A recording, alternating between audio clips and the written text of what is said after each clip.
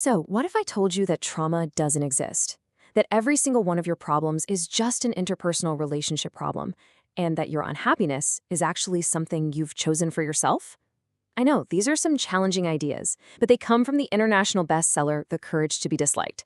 All right, let's jump right in and unpack this radical guide to happiness that has absolutely captivated millions.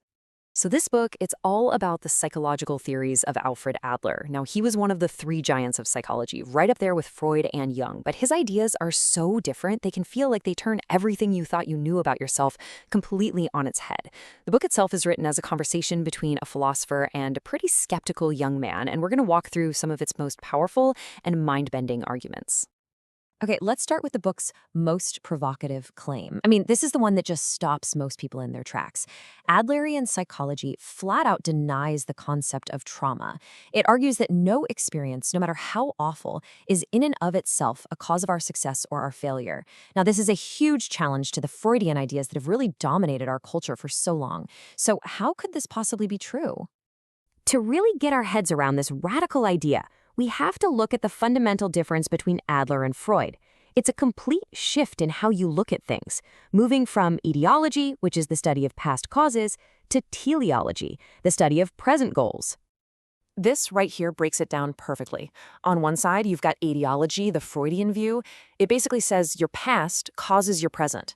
Something bad happened to you in the past, and that's the cause of your problems now. But Adler's view, teleology, flips that completely.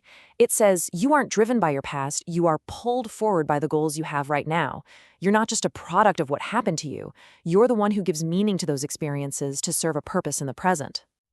And this is really the heart of it. Adler isn't saying that terrible things don't happen to people. Of course they do. What he's saying is that nothing is automatically determined by those events. We determine our own lives by the meaning we choose to give to our past. So the big takeaway here is we're not just passive victims of our own history. We are the active creators of our own reality. Okay, so if our past isn't the thing causing our present behavior, then what is? Well, according to Adler, it's our goals. He argues that even our emotions aren't just these random reactions. They're actually tools that we create and use to achieve a specific purpose. Think about this classic example from the book. A waiter accidentally spills coffee on you, and you just explode with anger. The standard Freudian view would say, well, the spill caused the anger. But Adler asks a totally different question. What was your goal? He'd argue that you didn't just fly into a rage. You actually fabricated the emotion of anger as a tool. But why? Because yelling is a super quick and easy way to make the waiter submit to you, to make him listen, and to get what you want without having a long, logical conversation. Or here's another great example they use. Imagine a mother yelling at her daughter, supposedly just overcome with uncontrollable rage. But then, the phone rings. She immediately switches to this polite, calm voice for the person on the phone. And the second she hangs up, she goes right back to yelling.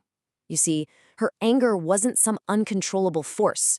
It was a tool she could pick up and put down whenever she wanted, all to achieve her goal of controlling her daughter. All right, now this is where these ideas start to get even more personal and, let's be honest, a lot more challenging. If we can choose our emotions to serve a goal, Adlerian psychology takes it one giant step further. It says we also choose our entire state of being, including our own unhappiness.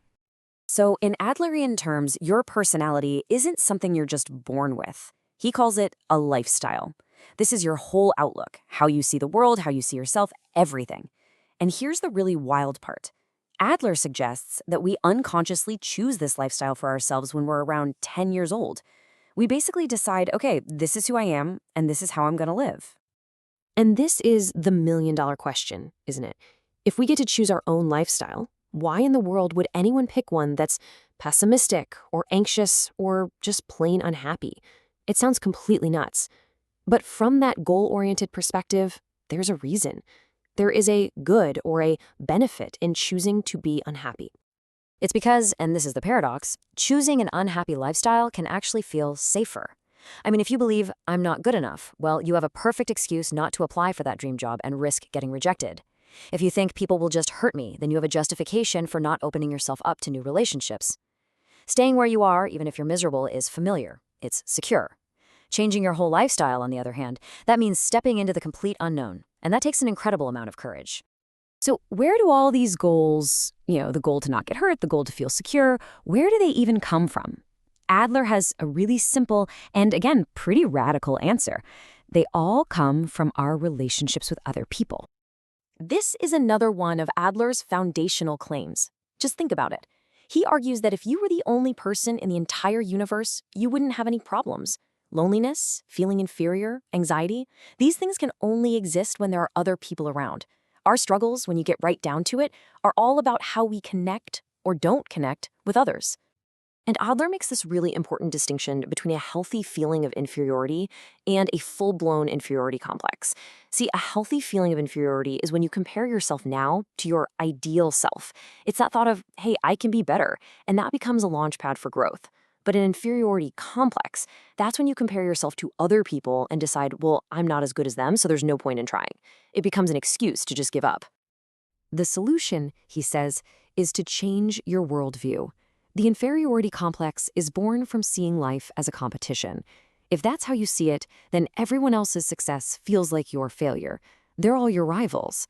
But if you can manage to step out of that competition, you stop judging yourself against other people. Suddenly, their success doesn't threaten you anymore, and they can finally become your comrades. And this brings us to the final, and honestly, the most empowering part of this whole philosophy. If our unhappiness is a choice we're making to avoid the pain of our relationships, and if our past doesn't actually define us, then what's the one thing we need to find happiness? Well, according to the book, it all just comes down to courage.